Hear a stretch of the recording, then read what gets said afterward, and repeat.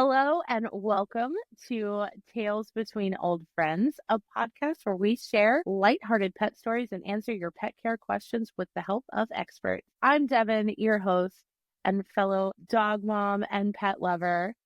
This is Billy, our producer and dog dad, with our special guest, Dr. Aaron Brown, the chief vet in charge and co-founder of Heartstrings Pet Hospice. Quick shout out to our sponsor, Heartstrings Pet Hospice.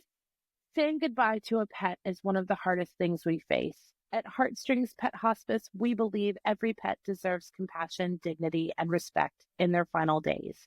With in-home hospice care and peaceful euthanasia, we help pets and their families through this journey with love and support right where they're most comfortable. Because every pet's goodbye should be filled with kindness and care. Heartstrings Pet Hospice, compassion, dignity, and respect. First story of the day from poster HJK1421. Is a second cat worth it? To preface, I have one large mixed breed dog, one small terrier mix, and a 2-year-old snowshoe cat. I don't know what that is, but I'm sure it's cute. The dogs get along great with cats. We're both raised with them and respect them. The snowshoe I got last year from a friend was their parents' cat and didn't work with their collection of cats, so found a soft landing with me. He wasn't causing issues from what they said.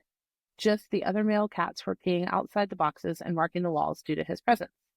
Issue is he's not friendly or cuddly towards me. If I lay perfectly still and barely breathe, he'll stay lying next to me if my big dog is nearby. But the instant I move or shift my weight, he's gone. He spends his time in one of his cat trees, staring out of the patio door or on the fridge.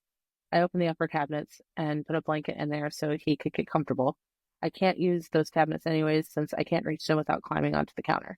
He loves my big dog, always rubbing up against him and purring, follows him from room to room. He's got a cat tree by the dog's preferred nap spots so he can stay nearby, and often I'll find them curled up together. I grew up with cuddly cats. I've always had sweet cats that loved interaction. I desperately miss it. However, I'm not sure if it'll be worth getting a second cat given how finicky cats can be about introductions. I would be getting a male kitten, not another adult. Main goal would be the cats tolerate each other, and anything past that is just a bonus. I've not had to do adult cat intros in over a decade. I know very well it's much easier to do kitten intros. LOL. You still sticking with the no, Billy? Yeah, it sounds like you got a grumpy cat and you don't know how that grumpy cat's going to react to another cat. Could be one of those things where it doesn't really manifest into anything until 6 months from now. And now you have 2 dogs, 2 cats, and you're running around the house screaming at that point. I think multiple cats are fine. I grew up with lots of cats. My stepmom, one cat would disappear and then 2 more would show up. So I'm very familiar with this weird multiplicity of cats that can happen when you have them. But yeah, I would say you probably want to do an introduction and maybe test the waters before you throw a kitten into the mix. Yeah, it's either going to go one of 2 ways, right? It's going to work out really great, and then maybe even that cat will come out of its shell a little bit, and or it's going to be a nightmare. And so I think you have to weigh whether it's worth the risk or not. And you never know if you spend more time with that cat, if you do things that it likes, or whether that's giving it extra treats or playing with the little feather toys or laser pointer, whatever. If that cat is interested at all, do the things that he likes to do, and then maybe he'll get attached to you and be more cuddly. You never know. But I think if you're already kind of iffy about the one cat you have now, adding on a second one may not be the best idea because it could really make it worse. I say just load him up with catnip. Get him high. Yeah, why not? Just the answer is drugs. Yeah, my friend did that with cat. I didn't know cat wine was a thing, and he found cat wine, and it's catnip and beet juice. and he said, and you're supposed to give your cat like half of the container, and he split half of it between his two cats. He's like, there's no way I could give them half that, like half each. There's no way. He said they were absolutely wild. Like I can't. Okay, no. so I'm visiting my family in Atlanta right now, and I came home from Texas for the month, and I come home and my mom has added another animal to the house. Jeez. She has my grandmother's dog because my grandmother got injured and my grandmother can't take care of the dog. She has my brother's cats because my brother-in-law is allergic to the cats. And then she has now my cousin's cat. Who Collecting all the cats. yes, and he lives on top of the cabinets in the kitchen. We've been here for 3 weeks now, and Charlotte just met him last night at a distance. He was taunting her from above the refrigerator, and Charlotte sat there and whined, and I was like, no, we're going to use this as a learning opportunity.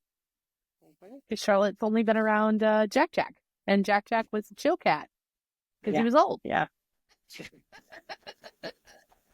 So, you know, it's going okay. He stays away from the dogs, but I'm like, okay, Mom. You're turning into a rescue shelter, and we don't need that. Yeah. No. No. And then today she looks at me and she goes, I think I'm falling in love with him. I was like, Mom, let's be honest. You were in love with him before he got here. Yeah. And I feel like she's the easy one to fall in love with pets. You know, Absolutely. any furry creature, you're just gonna love. You know what she's dying to get, but doesn't have anybody to take care of it for her, is a snake. She wants a snake. She loves snakes. Last year for her birthday, we took her to an animal, the reptiles and whatever thing that happens at the Galleria every year. We took her, and she's like, the only thing I want to do is hold a big snake. So we have a great picture. She is so happy. She used to have a snake growing up. And because she's quadriplegic, she can't take care of it herself, so she'd have to have other people do that. But she would love to have a snake. That's my mom. I grew up in that kind of house. Yeah, more power to her. Not for me. But Yeah, I'm not a snake person. They don't really snuggle, and when they do snuggle, they like to constrict. So no thanks. Yeah. a little too much snuggling. All right, this next story is from poster Worldly EBB2631. Pet owners, what's your biggest worry when leaving your pet home alone? Hey, fellow pet parents. I was thinking about how difficult it is to leave my pet alone at home and started wondering, what's your biggest concern when you have to step out for a few hours or even a whole day? For me, it's the guilt of them being lonely and maybe getting into trouble. What about you? Do you have any routines or tricks to making leaving them easier? Would love to hear your experiences. Mine was always the damage being done, you know, especially early days. Rocky actually took one little corner of our linoleum in our tiny little apartment we lived in at the time, pulled from that corner through the whole kitchen, just ripped the whole linoleum up. Yeah. And we were like, all right, this is our life now, I guess. And we were just on the concrete until we moved out of there. Not getting that deposit back. No. Wow. No. We're like, this happened. I guess that's fine. Sure, you can have the deposit. I'm not giving you anything else. Yeah. Okay, bye. Yeah, exactly.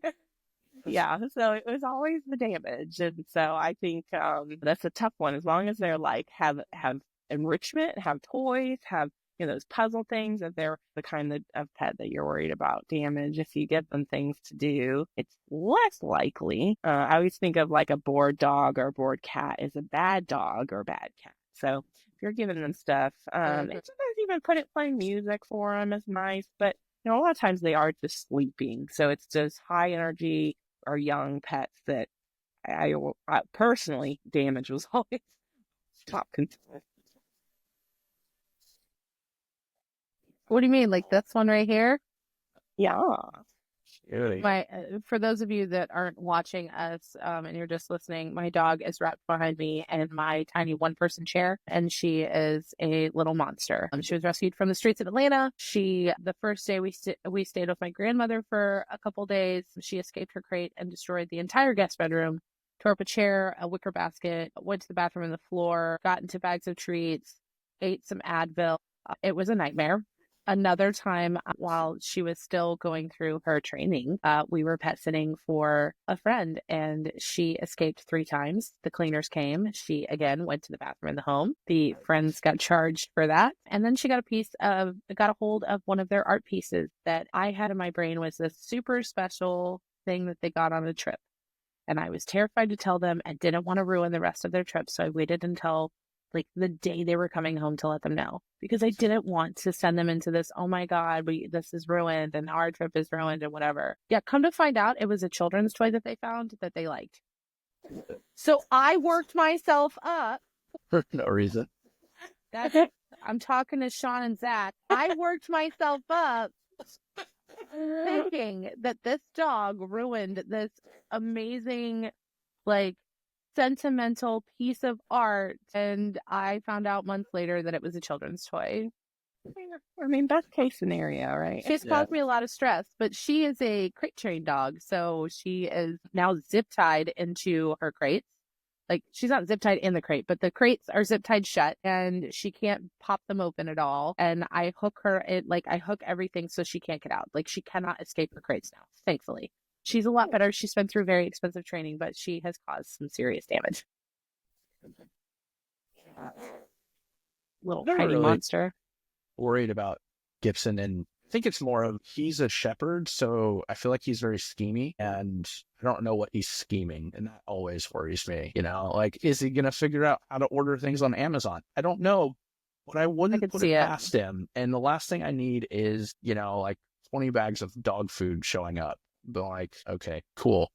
Or whatever else he might get into. I mean, he feels like he might be one of those dogs that's like, let's buy the expensive movies on the premium channels. And you're like, not cool, dude. Not cool. You're making us all look bad. Oh, brand new movie that hasn't come out yet, just released in theaters. Sure, we're going to spend $30 on that. Thankfully with Savannah, she was a good one, and I could, she was going to sleep on the couch all day. But Charlotte, nope. That girl has to be in a crate. She is not allowed to be left alone without supervision unless she's in the crate. She chewed through when she destroyed everything in my grandmother's room. I had just got a brand new Google camera for indoor use. She chewed through the cord. Oh no. Supposedly it's replaceable. I haven't figured it out yet, but brand new camera. I think I used it twice. She's like, no one's gonna film me. Good thing she's cute, but the video's pretty funny. The video's pretty funny. I can imagine. Recorded her getting it, like, destroying things. Just see her pause on the dresser and the camera moves. I'll just send it to you guys. Oh, That with the feet. My grandmother's gonna hurt me because my dog destroyed her bedroom. Yeah, she still hasn't dropped it about the wicker chair.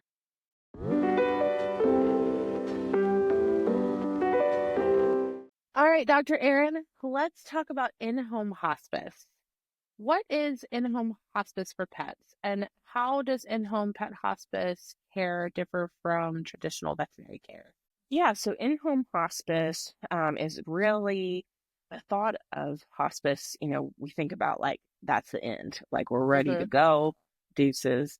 This is for pet care. It's more, how can we make our final days, weeks, months as comfortable as possible? We want more good days than bad days. So in-home hospice is a lot of conversation, talking about, what our days have looked like, what challenges do we have, what sort of structure is in the home as far as schedule, or even like what the home looks like. Do we have a lot of stairs? Do we have hardwoods? All those things. So kind of just talking through those challenges, those issues, and sort of troubleshooting ideas to help those either decrease or go away. And two, a lot of it's pain control, talking about pain control or nutritional support. So it's definitely really beneficial, I think, for all pet owners to consider when we're thinking, you have that first thought, like, Fluffy's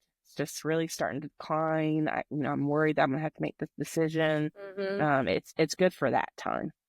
So we start to see like mobility issues or not being as excited about food or something like that, that would be a good time to make a phone call. Absolutely. Absolutely. When you start to see that sort of shift in behavior from just kind of your normal adult pet to oh, we're slowing down. We're starting to look like that 80-year-old person.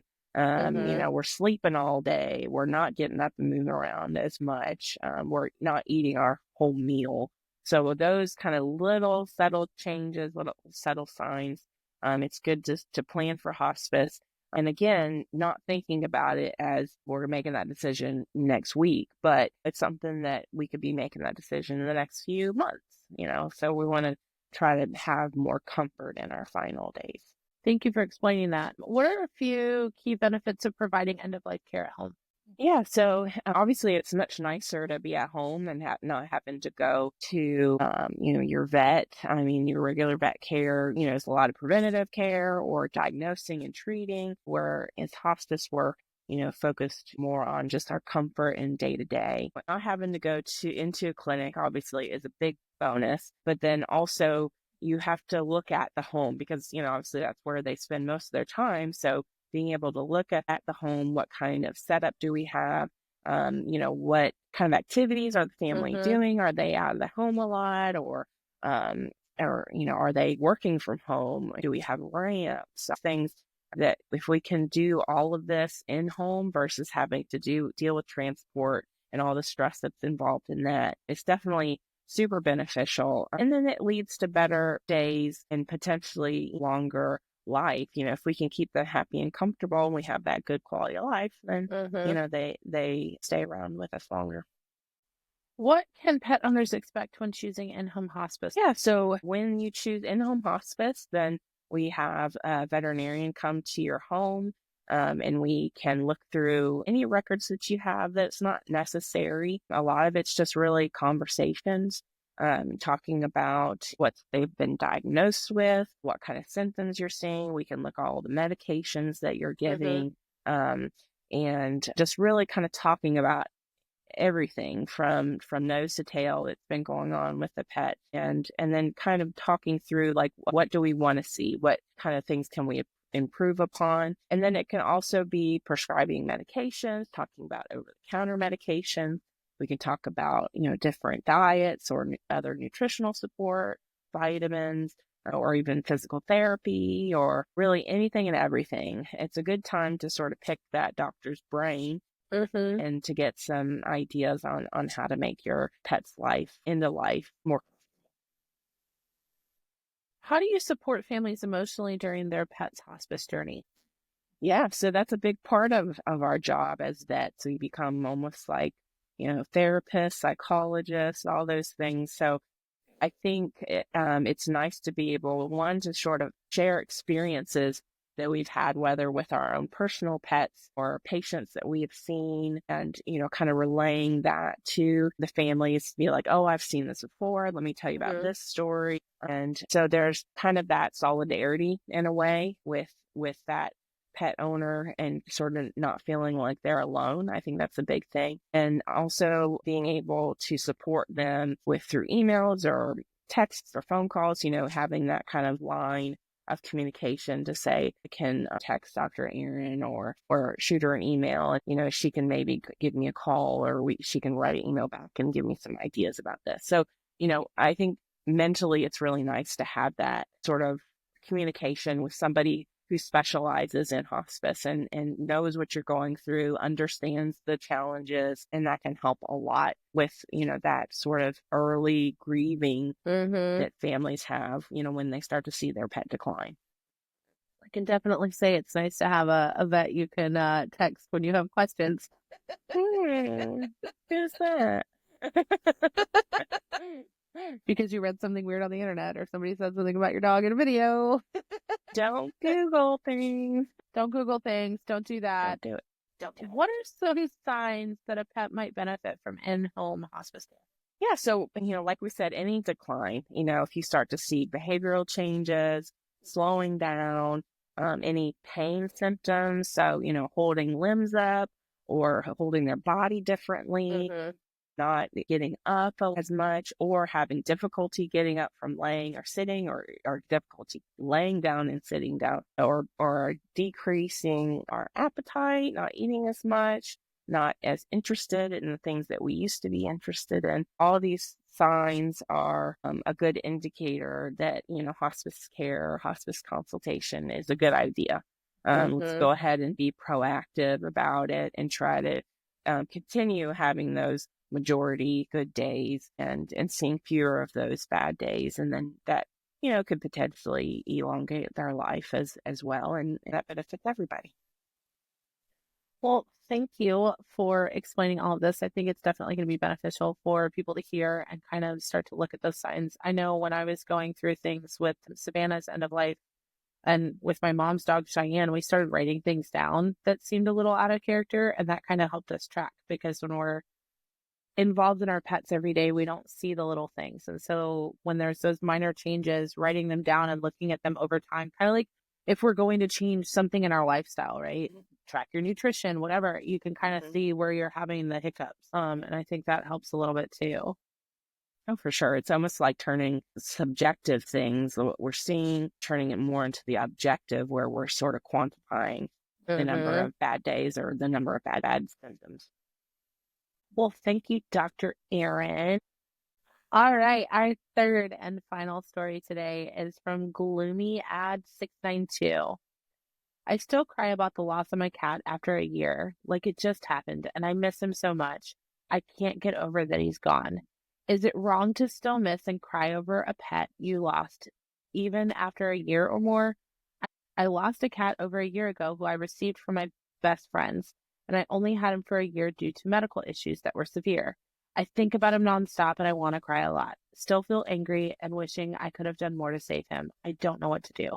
That's so hard. It's so hard. And grief is not easy to get through, and it comes in all sorts of forms. And I think of it as coming in waves. So it's absolutely normal to still be emotional and crying and, thinking about a pet that you've lost, or, years later, because it's just like, I'm really sad and crying. Oh, I feel okay now. Oh, we're back in grieving again. Oh, no, I'm okay now. It's just like, it's hard. And I think it's absolutely normal. It's totally normal. It's sad. Pets are part of our lives. No matter how long they're in it, they become family. And so it can be really hard.